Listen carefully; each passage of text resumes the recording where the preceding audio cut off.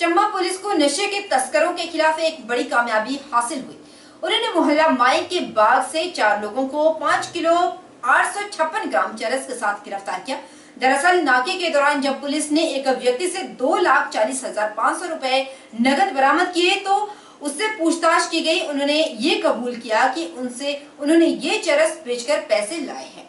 बाद में पुलिस ने उन लोगों की मदद से चंबा लगते मोहल्ले की एक दुकान से तलाशी की तो वहां से उन्हें 5 किलो 856 ग्राम चरस और मौके से 1,40,000 रुपए बरामद हुए। पुलिस ने वहां से भी 2 व्यक्तियों को गिरफ्तार किया। कुल मिलाकर पुलिस ने 4 लोगों को फिलहाल हिरासत में लिया है।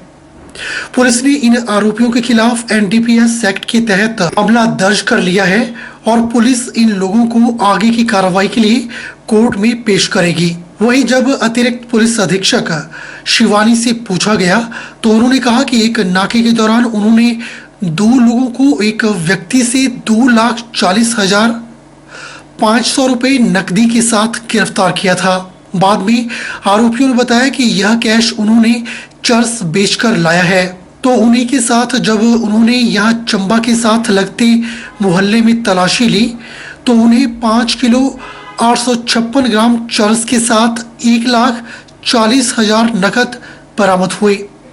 चारों आरोपियों को फिलहाल गिरफ्तार कर लिया गया है और आगे की कार्रवाई की जा रही है। उन्होंने युवाओं से आग्रह किया कि नशे से दूर रहें और इस तरह के लोगों का साथ न दें।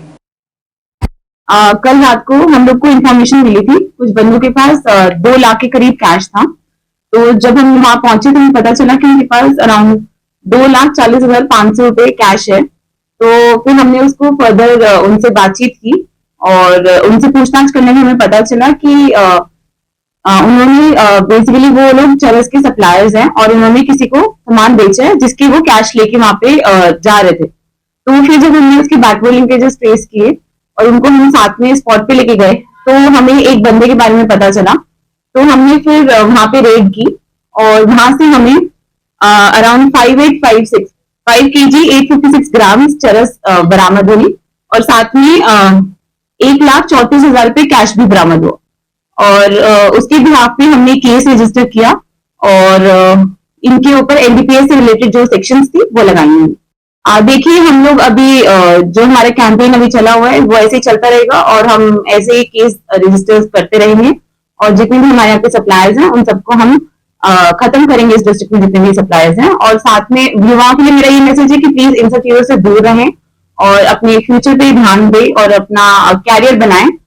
पुलिस जिला नूरपुर द्वारा अवैध खनन के खिलाफ लगातार कार्रवाई जारी है। मामले की पुष्टि करते हुए एसपी अशोक रतन ने बताया कि अवैध खनन के खिलाफ चलाए गए अभियान के अंतर्गत पुलिस थाना इंदौरा के अंतर्गत मुकाम काठखड़ में अवैध खनन माफिया के खिलाफ बड़ी कार्रवाई करते हुए एक पोकलैंड मशीन और एक टिप्पर को अवैध खनन अधिनियम के अंतर्गत चालान करके जब्त किया गया। पुलिस जिला नूरपुर द्वारा अवैध खनन के खिलाफ लगातार कार्रवाई जारी है। मामले की पुष्टि करते हुए एसपी अशोक रतन ने बताया कि अवैध खनन के खिलाफ चलाए गए इस अभियान के अंतर्गत पुलिस थाना इंदौरा के अंतर्गत मुकाम काठखड़ में अवैध खनन माफिया के खिलाफ बड़ी कार्रवाई की है।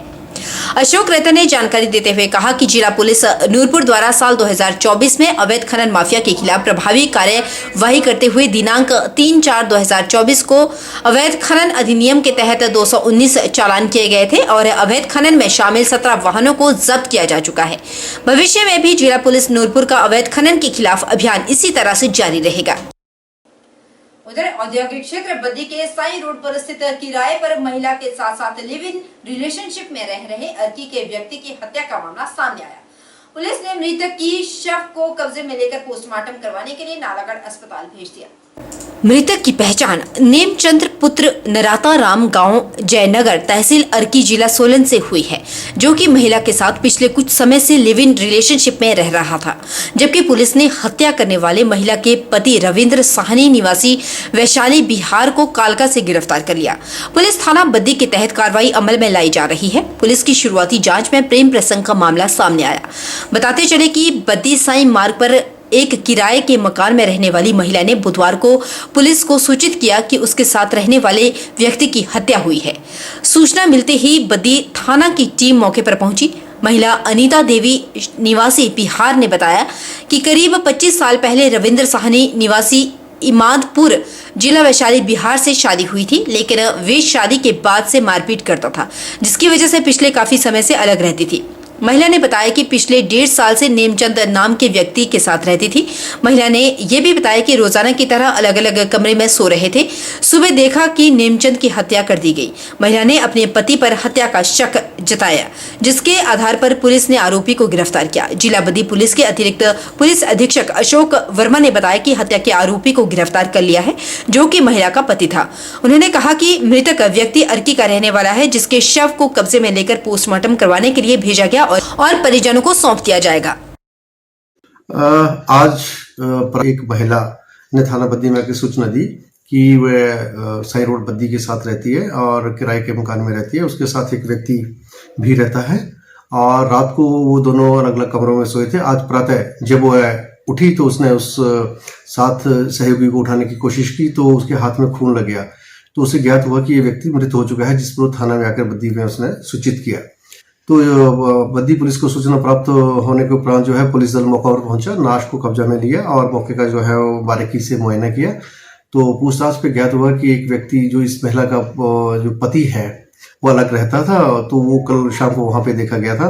तो पुलिस ने तुरंत कार्रवाई करते हुए उस व्यक्ति को जो है कालका हरियाणा से जो है हिरासत में लिया है और जो नाश थी, डिसीज्ड की नाश है, उसको जो है CSC नालागढ़ में पोस्टमार्टम के लिए भेजा है और मुकदमा में अन्वेषण किया जा रहा है। इसने तुरंत कार्रवाई करते हुए करीब 2 घंटे के भीतर इस व्यक्ति को जो है, जो आरोपी को वहां से कालका से हिरासत में लिया। आगामी उसकी जो डिसीज्ड है उसकी नाश का पोस्टमार्टम कराया जाएगा और अभियुक्त को जो है वो पूछताछ करने के बाद गिरफ्तार करके माननीय अदालत में पेश किया जाएगा।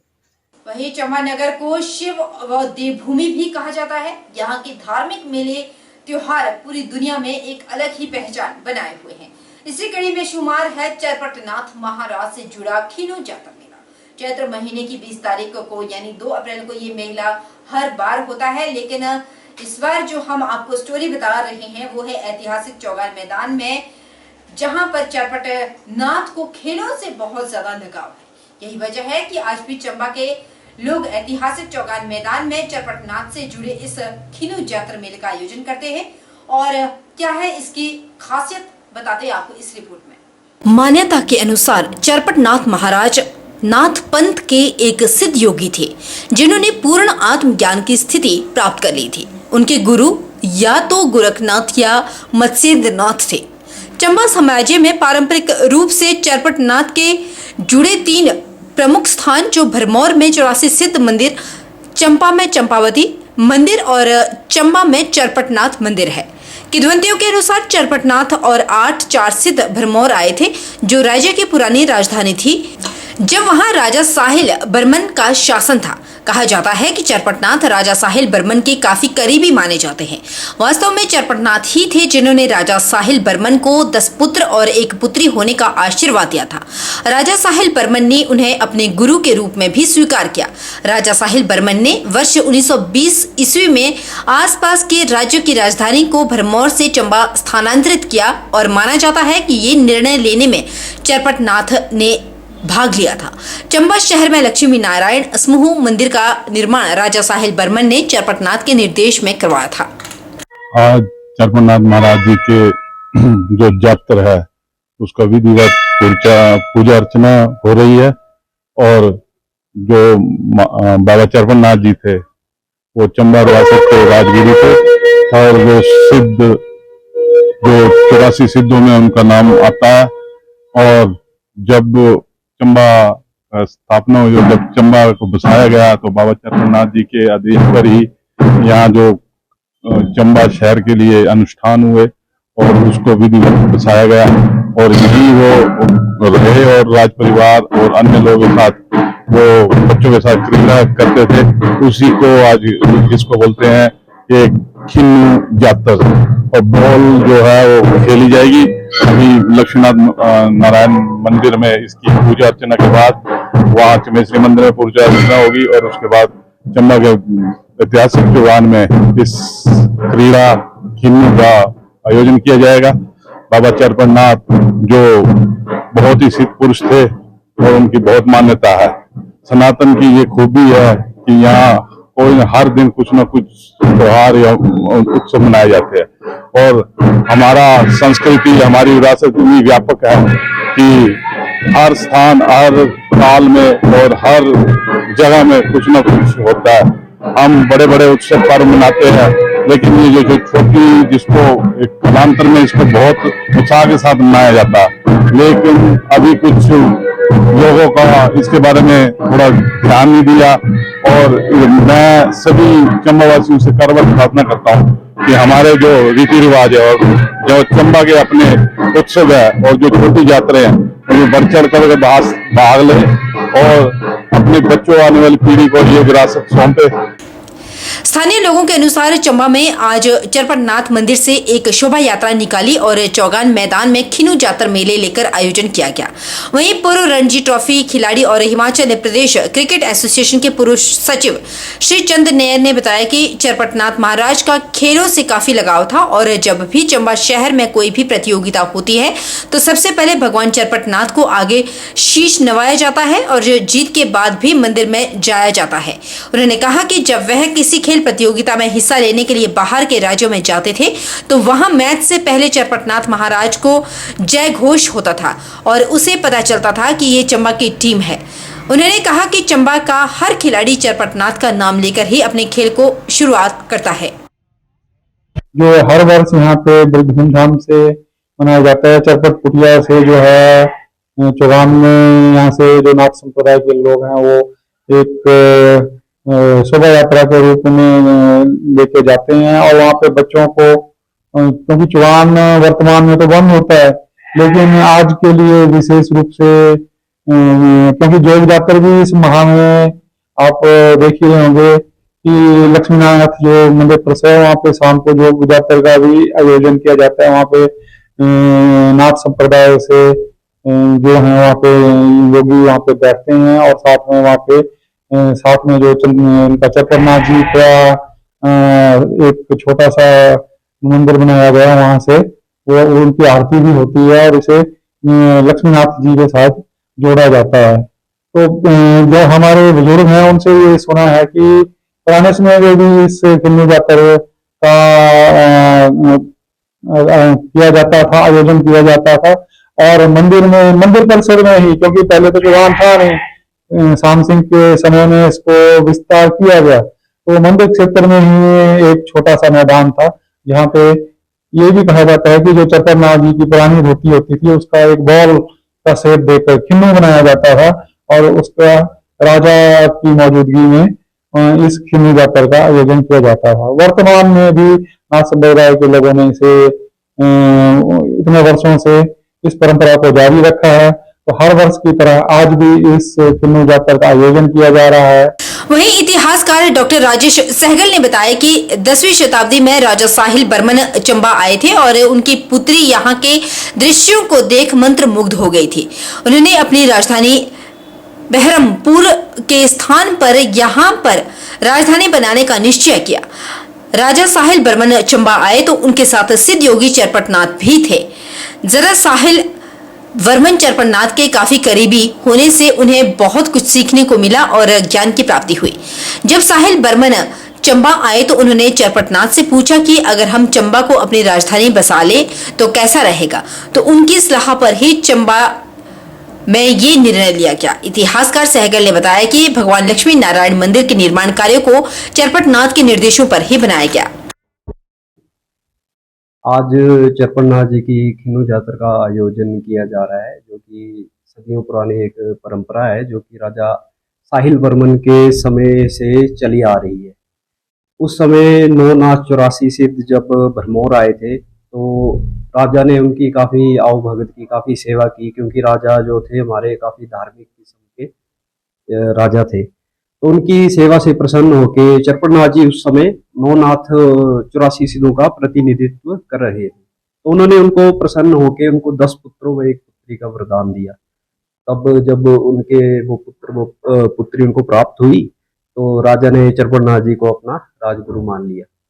और फिर जब वो चंबा आए, भरमौर से चंबा आए, राजधानी जब उन्होंने भरमौर से चंबा में स्थानांतरित की, उसके बाद माता चंपावती जी जब बड़ी हुई तो उनका स्वयंवर चल रहा था चौगान के अंदर। तो उस स्वयंवर में शामिल होने के लिए गुरु महाराज भी आ रहे थे कुटिया से। तो उनके जो सर पे है वो जटाएं थी, जिस वजह से माता रानी उन्हें पहचान नहीं सकी। तो उन्होंने उनके साथ साथ जो है बादल की टुकड़ी भी धूप में चल रही थी।